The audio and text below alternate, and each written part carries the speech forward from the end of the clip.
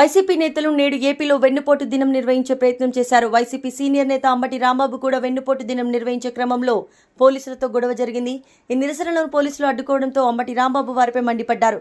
తీవ్ర పదజాలంతో విరుచుకుపడ్డారు. అయితే ఓ పోలీస్ అధికారి అంబటి రాంబాబు తీరుపై నిప్పులు చెరిగారు. నువ్వెంత అంటే నువ్వెంత అనుకునే వరకు వెళ్ళింది. ఒకరినొకరు వేలి చూపించుకుంటూ ఘర్షణ పడ్డారు. దీనికి సంబంధించిన వీడియో సామాజిక మాధ్యమాల్లో వైరల్ అవుతుంది.